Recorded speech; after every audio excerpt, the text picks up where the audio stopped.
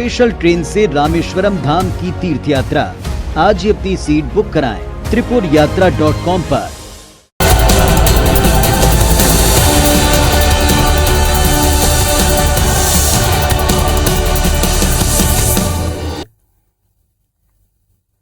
नमस्कार, आप देख रहे हैं IBC 24 और आपके साथ मैं हूं रुमाना अलवी। अतरंगी खबरों के इस खास बुलेटिन में आपका स्वागत है। कुछ अलग फ्लेवर के लिए खबरों के आज के पिटारे में हम आपको दिखाएंगे एक हैरत अंगेज रेलवे ट्रैक, वफादार पालतू कुत्ते का गजब कारनामा, संवेदनाओं को झकझोर देने वाली रिक्शे वाले की कहानी, जानेंगे एक चोर का अतरंगी अंदाज, आदिवासी महिला ने जीता इंटरनेशनल खिताब और देखेंगे छत्तीसगढ़ की 36 भांजियों का उगवाने वाले किसान की कहानी। इसके अलावा बहुत कुछ होगा खास, तो चलिए शुरू करते हैं अतरंगी खबरों का ये सफर।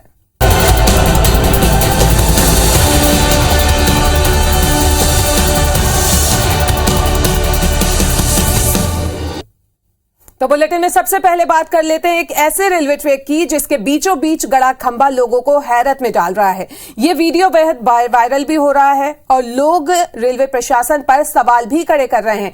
हालांकि इस खंभे को लेकर रेलवे ने सफाई दी है।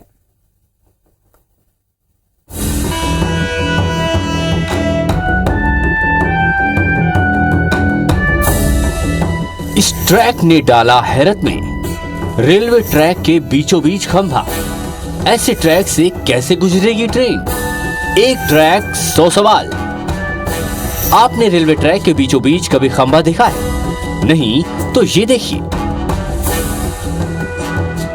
ये तस्वीर इन दिनों सोशल मीडिया पर खूब वायरल है। मध्य प्रदेश के सागर जिले में ईसरवाड़ा स्टेशन के पास रेलवे की 3rd लाइन का काम एक खंभे की वजह से चर्चा में है, जिसमें रेलवे ट्रैक के बीच में खंभा दिखाई दे रहा है और लोग इस ट्रैक को लेकर सवाल उठा रहे हैं कि अगर बीचों बीच खंभा है तो फिर ट्रेन गुजरेगी कैसे? सवाल ये भी उठा कि भारतीय रेलवे इतनी बड़ी गलती कैसे कर सकता है? इस तरह के तमाम सवाल लोगों के जहन में हैं। बताया ये भी जा रहा है कि यहाँ ठेकेदार ने सेंटर ट्रैक से अलाइनमेंट मिलाए बगैर पटरी दूर बिछा दी है। वहीं विद्युतीकरण कर रहे ठेकेदार ने गलतियां दूर किए बिना ही ट्रैक पर खंभा गाड़ दिया, साथ ही बिजली की लाइन भी खींच दी गई। हालांकि रेलवे प्रशासन का तर्क सुनकर ये सारे सवाल ठंडे बस्ते में चले जाते हैं। पश्चिम मध्य रेलवे के CPRO राहुल श्रीवास्तव ने इसको लेकर स्पष्टीकरण दिया है। उनका कहना है कि ये ना तो इंजीनियरिंग की खामी है, न ही ठेकेदार की लापरवाही, बल्कि ये रेलवे ट्रैक अस्थायी रूप से बिछाया गया है। Viral video Bina Katni railway line का है, जिसका निर्माण अभी चल रहा है। रेलवे को बीना कटनी रूट पर ईसरवाड़ा स्टेशन के पास नई रेलवे लाइन बिछानी है, लिहाजा निर्माण सामग्री को लाने ले जाने के लिए अस्थायी ट्रैक बनाया गया है और ये खंभा रेल ट्रैफिक न होने के संदेश देने के लिए जानबूझकर लगाया गया है। CPRO के मुताबिक बीना कटनी नई रेल लाइन का काम पूरा होने पर ट्रैक से इस खंभे को हटा दिया जाएगा। बीना कटनी के बीच डबलिंग का काम चल रहा है। पोल दिख रहा है बीच में लगा हुआ, वो HE का मास्ट है जो कि एज पर डिज़ाइन है, जहाँ पे उसको लगना था वहीं लगा है। बट वो टेम्परेरी लाइन जो बिछाई गई, जो मटेरियल डालने के लिए बिछाई गई थी या जो भी प्लानिंग थी वैसी ही है। बाद में NI इसकी जो कि 24 अगस्त से शेड्यूल है, एज पर जैसे ही NI चालू होगी तो वो स्टेशन बिल्डिंग और जो टेम्परेरी लाइन है वो हटेगी। तो रेलवे के इस बयान के बाद हो गया मामला पूरा साफ और रेलवे प्रशासन के मुताबिक इस ट्रैक पर उठ रहे सारे सवाल गैर वाजिब हैं। विजेंद्र पांडे, IBC 24, जबलपुर।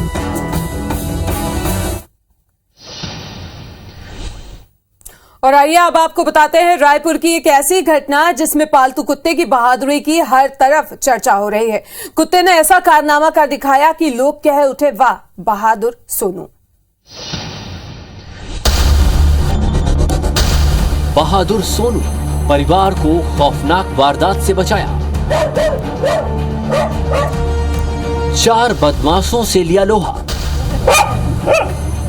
पालतू कुत्ते का कारनामा। ये है सोनू, जोरदार, जानदार, जबरदस्त, जिसकी बहादुरी के चर्चे चारों ओर हैं। सोनू की वजह से एक बड़ी वारदात टल गई। आइए अब तफसील से जानते हैं कि सोनू ने आखिर ऐसा क्या किया जिसकी चर्चा हर ओर हो रही है। मामला राजधानी रायपुर के फाफाडी इलाके का है। सोमवार रात एक घर में 4 हथियारबंद बदमाश घुसे। इनका इरादा लूट का था। खुखरी और चाकू जैसे हथियार भी इनके पास थे। परिवार वालों पर यह हमला कर पाते इससे पहले सोनू बदमाशों पर झपट पड़ा।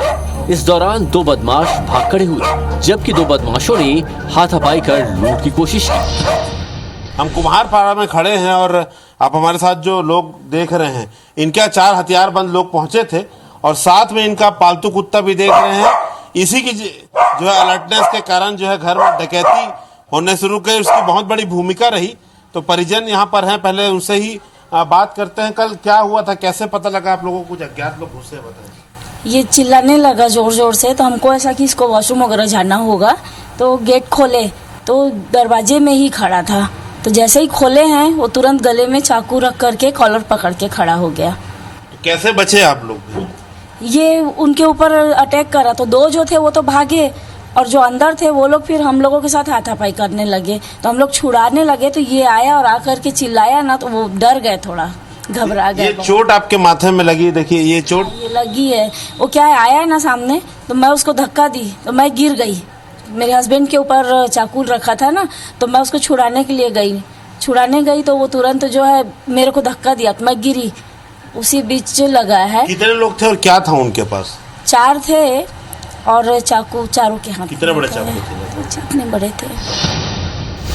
परिवार वालों ने बदमाशों के साथ संघर्ष किया। इसी दौरान पालतू कुत्ते सोनू ने जोरदार तरीके से बदमाशों पर हमला कर दिया, जिससे बाकी 2 बदमाशों की भी एक न चली और वो भी दोनों भाग खड़े हुए। परिवार वाले अब सोनू की बहादुरी पर फख्र कर रहे हैं। बड़ी घटना वारदात होने से होते रह गई, क्या लगता है किस कारण से बच पाया आप? सोनू के ही कारण था। अभी उसी की वजह से ही बोल सकते हैं हम, क्योंकि जो करा वही कर रहा है अभी। देखिए आप तो, हालांकि इसका आकार बहुत छोटा है लेकिन ये बहुत तेज है और इसके कारण ही, जैसा कि घर वाले बता रहे हैं, एक बड़ी आपराधिक वारदात होने से होते रुक गई। 4 लोग थे और चारों हथियारबंद थे। फिलहाल जो है गंज थाना पुलिस जो है इस मामले की तफ्तीश में लगी हुई है। सीसीटीवी फुटेज कुछ मिले हैं। हम लोगों का जो डॉगी था वो हमारे लिए भगवान है आज का, क्योंकि अगर वो नहीं रहता तो कुछ भी हो सकता था। कुल मिला के तो डॉगी ही उनके ऊपर अटैक किया है। तो 2 पहले ही पीछे थे, वो पहले ही कूद के भागे। तो 2 के बाद तीसरा बाहर था और चौथा तो अंदर गिरा दी थी मिसेज। तो वो जब देखा कि 3 भाग गए तो ये चौथा भी अंदर से भागा, तो हम लोग अंदर से दरवाज़ा बंद कर लिया। कुछ अज्ञात 4 नकाबबंद हथियार से ही घर में प्रवेश किए थे। जो कुत्ते की भौंकने की आवाज़ सुन के भाग भी गए थे, तो इनका असफल प्रयास था। तस्दीक किया जा रहा है, आगे कार्रवाई की जाती है। वाकई परिवार के लिए बड़ी मुश्किल घड़ी थी।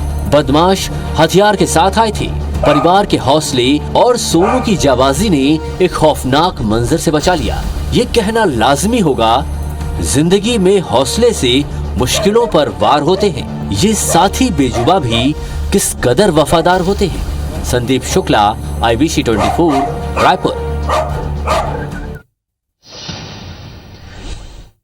जबलपुर में एक रिक्शे वाला अपने दूध मुहे बेटे की जान जोखिम में डालकर रिक्शा चला रहा है। वीडियो सोशल मीडिया पर भी वायरल हो रहा है, लेकिन उसकी इस मजबूरी का जब IBC 24 ने पता लगाया तो संवेदनाओं को झकझोर देने वाली बात सामने आई।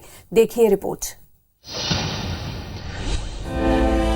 एक हाथ में रिक्शे का हैंडल और एक हाथ पर मासूम बच्चे को थामकर रिक्शा चला रहे शख्स का वीडियो देखकर हर किसी के जहन में कई सवाल हैं। दरअसल ये राजेश है, जो रोजाना हाथ में दूध मुहे बेटे को लेकर घर से निकलता है। सुनिए क्या मजबूरी है। कोई नहीं है, सिर्फ ये किसकी बहन है, बस मैं हूँ खाना खाने के लिए, रोटी के लिए। मेरी 3 बहन भी है, 3 को कौन पालेगा। IBC 24 ने जब वीडियो की पड़ताल की तो सच्चाई कुछ और ही निकली। बिहार का रहने वाला राजेश पिछले 6 साल से परिवार के साथ फुटपाथ पर रह रहा है। पत्नी 3-4 दिन शहर से बाहर रहती है, लिहाजा बच्चों को वही संभालता है। बाल कल्याण समिति और चाइल्ड लाइन की टीम ने सास ससुर और उसे रैन बसेरा और बच्चों को शेल्टर होम भेजने की बात कही, लेकिन वो नहीं माना। टीम का कहना है कि बच्चों की जान जोखिम में डालकर काम करने की इजाजत नहीं दी जा सकती। मैंने आज इसमें जो है संज्ञान लेते हुए समिति को इन्फॉर्म किया। माँ बाप को सुनिश्चित करना, नहीं कराना है तो सरकार सुनिश्चित कराएगी और हम इसमें अग्रिम कार्यवाही करेंगे। फिलहाल बाल कल्याण समिति ने राजेश को बच्चों के बेहतर भविष्य के लिए सरकार से मदद दिलाने का भरोसा दिलाया है। गाय जब तक दूध देती है लोग उसे पसंद करते हैं और अपने पास भी रखते हैं, लेकिन जब वो दूध देना बंद कर देती है तो उसे आवारा छोड़ दिया जाता है। लेकिन नीमच के एक गाय पालने वाले ने एक मिसाल पेश की है। गाय के दूध न देने के बावजूद उसकी देखरेख की। इतना ही नहीं, गाय की मौत के बाद उसका पूरे विधि विधान से अंतिम संस्कार भी किया गया। देखिए एक रिपोर्ट।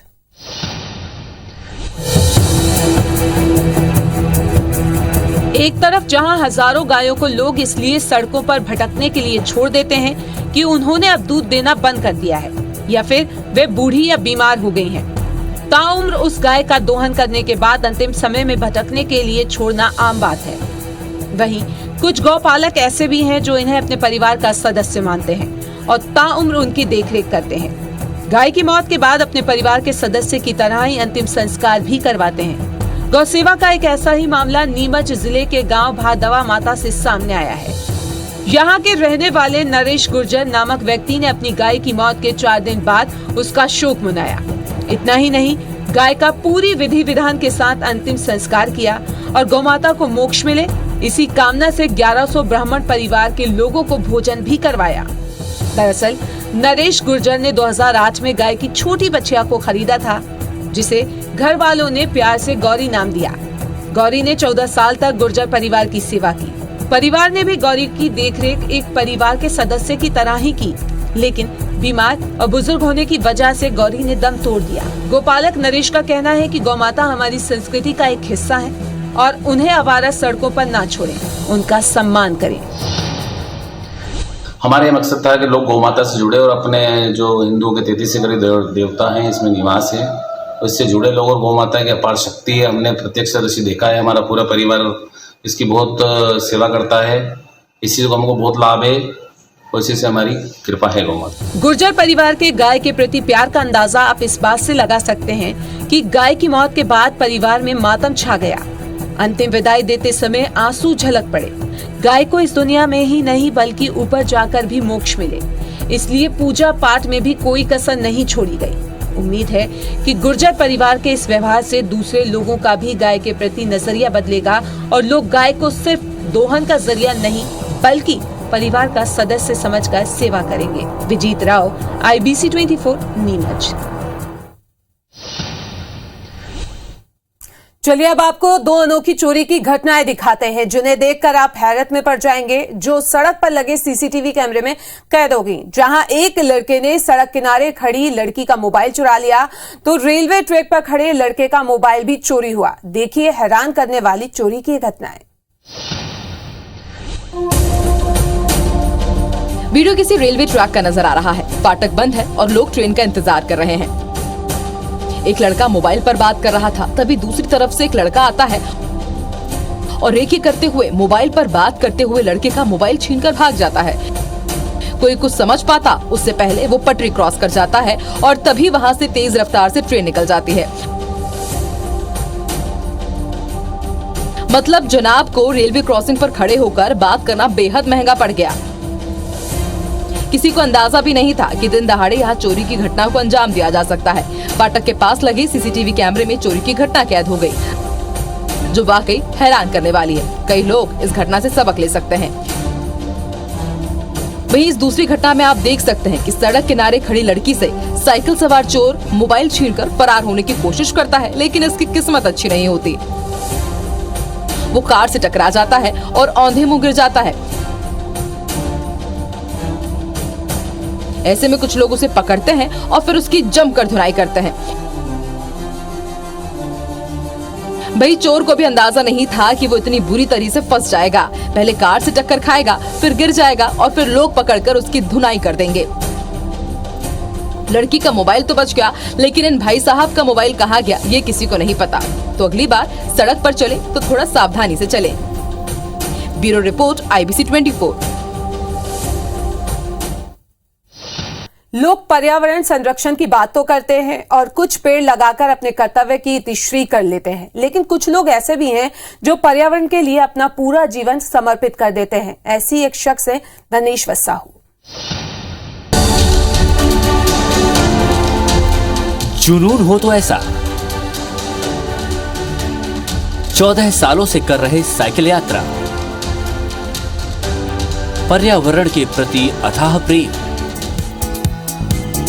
अपनी खास साइकिल पर सवार इस शख्स का नाम है धनेश्वर साहू। ओडिशा के बरगढ़ जिले के रहने वाले धनेश्वर का जीवन समर्पित है पर्यावरण के लिए।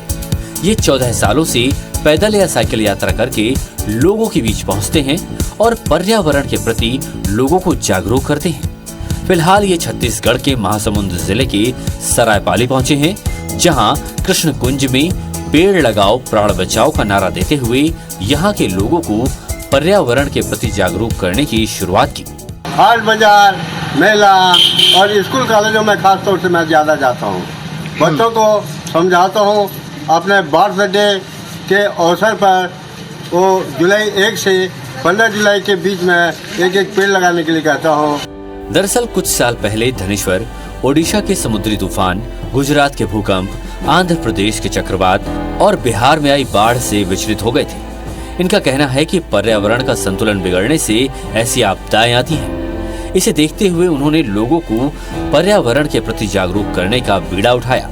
साल 2008 में गांधी जयंती के दिन से तमाम प्रदेशों की पैदल यात्रा पर निकल पड़े। ये ओडिशा, छत्तीसगढ़, मध्य प्रदेश, राजस्थान, उत्तर प्रदेश से लेकर दिल्ली तक की यात्रा कर चुके हैं। स्वयं भी कई राज्यों में हजारों पेड़ लगाए हैं और अधिक से अधिक पेड़ लगाने और उसकी सुरक्षा करने की अपील करते हैं। 10-15 दिन के भीतर में ये 2-3 बार आ चुके हैं हमारे इस चौक में और यहाँ लोगों को प्रकृति के प्रति जागरूक कर रहे हैं। पेड़ लगाने के लिए लोगों को प्रेरित कर रहे हैं। एक पेड़ लगाना चाहिए जिसके हम बता सकते हैं कि इस पेड़ को मैंने लगाया था, अभी इतना बड़ा हो चुका है, क्योंकि आने वाले टाइम में हमको ऑक्सीजन की बहुत प्रॉब्लम होने वाली है। इन सब चीज़ों के लिए ये पर्यावरण को लेके बहुत लोगों को अवेयर कर रहे हैं। धनेश्वर अपने अभियान में लोगों को बताते हैं कि बेहतर पर्यावरण जिंदगी के लिए कितना जरूरी है। इनका निस्वार्थ भाव और जुनून लोगों को इस अभियान से जोड़ रहा है। भूषण साहू, IBC 24, सरायपाली। अंबिकापुर की रहने वाली 47 साल की डॉक्टर रेणुका मास केरकेट्टा ने मिसेस एशिया ब्यूटी कंपटीशन जीता। थाईलैंड में आयोजित प्रतियोगिता में ये खिताब अपने नाम किया। एक आदिवासी महिला का इंटरनेशनल खिताब जीतना आप सबको इंस्पायर कर रहा है। सांवले रंग का डंका। 47 वर्षीय रेणुका ने जीता ब्यूटी कंपटीशन। डॉक्टर रेणुका ने रचा इतिहास। थाईलैंड में जीता मिसेस एशिया का खिताब। 25 देश के प्रतिभागियों को दी शिकस्त। दुनिया झुकती है, झुकाने वाला चाहिए, ये कहावत सरगुजा की रहने वाली डॉक्टर रेणुका मास केरकेट्टा ने सच कर दिखाया। 47 साल की रेणुका ने थाईलैंड के पटाया में 17 से 19 अगस्त को आयोजित मिसेस एशिया ब्यूटी कंपटीशन जीता। 25 देश के प्रतिभागियों को उन्होंने करारी शिकस्त दी, जिसकी तैयारी 2019 से हम लोग कर रहे थे और ये थाईलैंड के पटाया में आयोजित हुआ 17, 18 एवं 19 अगस्त को। और इसमें मैंने मिसेस एशिया गोल्ड कैटेगरी में 2020 जीता। रेणुका के लिए सब कुछ आसान नहीं था। सांवले रंग के होने की वजह से ब्यूटी प्रतियोगिताओं में खुद को साबित करना मुश्किल था, लेकिन उन्होंने हार नहीं मानी और अपने लक्ष्य की ओर अग्रसर रही। रेणुका का कहना है कि रंग ही सब कुछ नहीं होता, आपके अंदर की प्रतिभा, आपकी पर्सनैलिटी ही आपकी पहचान है। मैं युवाओं को संदेश देना चाहूँगी कि अपनी तुलना किसी से ना करें और लोग जो कहते हैं उस पर ध्यान ना दें। रेणुका की जीत खास रही। उन्होंने 25 से 35 उम्र की महिलाओं के इस ब्यूटी कंपटीशन में मुकाबला अपने नाम किया। 47 साल की उम्र में अपने सपनों के पीछे दौड़ना आसान नहीं। वहीं मिसेस एशिया ने युवाओं को, महिलाओं को संदेश देते हुए कहा कि उम्र कोई बाधा नहीं होती, आपको सपने देखने का हक है। अपने सपनों को पूरा करने की जिम्मेदारी भी आपकी है। अगर मैं ये मुकाम हासिल कर सकती हूँ तो आप भी अवश्य कर सकते हैं। अपने आप पर आत्मविश्वास रखें। सफर बिल्कुल भी आसान नहीं था, क्योंकि हम लोग आदिवासियों की तरह ऑब्वियसली हमारा रूप रंग जो है उसी तरह का दिखता है, तो एक तरह से कभी कभी हाशिए पर हो जाने का डर रहता है। इसीलिए इम्पॉर्टेंट हो जाता है कि हम अपनी पर्सनालिटी को निखार करके जो हमारा रूप रंग है उसको कवर करें। मेहनत और जुनून के मिल जाने से कोई भी मुकाम दूर नहीं। इसका जीता जागता उदाहरण छत्तीसगढ़ की डॉक्टर रेणुका है, जिन्होंने अपने सपने को पाने के लिए कठिन परिश्रम किया, रंग और उम्र को अपने इरादों के बीच आने नहीं दिया। अभिषेक सोनी, IBC 24, अंबिकापुर। जांजगीर चांपा के बहेराडीह गांव के प्रगतिशील किसान दीनदयाल यादव ने राज्य की पहचान बढ़ाने की बड़ी कोशिश की है। क्या है उनकी ये कोशिश, देखिए इस रिपोर्ट में। किसान की अनोखी पहल, गमले में लगाई 36 भाजी। छत्तीसगढ़ की पहचान है 36 भाजी। जी हां, आदिवासी संस्कृति, कला, धर्म, खनिज के साथ ही छत्तीसगढ़ की विशेष पहचान यहाँ की भाजी है। यहाँ 36 प्रकार की भाजियां पाई जाती हैं, जिनमें से कई लुप्त होने के कगार पर हैं। लेकिन जांजगीर जिले के बहेराडीह गांव के किसान दीनदयाल यादव ने राज्य की पहचान को बढ़ाने की कोशिश की है। उन्होंने अपने घर की छत पर इन भाजियों को गमलों में लगाया है, साथ ही सभी के नामों को दीवार पर लिखा गया है। राज्य शासन के माध्यम से जो है 36 भाजियों का पेटेंट के लिए मैंने विगत 6 साल से अप्लाई किया है और उसमें वेरीफाई करने का काम जो है अदर स्टेट के वैज्ञानिक शुरू कर दिए हैं। वैसे भी भाजियां सेहत के लिए लाभकारी होता है, कुछ में तो औषधि गुण भी होता है। ऐसे में किसान दीनदयाल की पहल सराहनीय है। और अतरंगी खबरों के सफर में फिलहाल इतना ही। नमस्कार।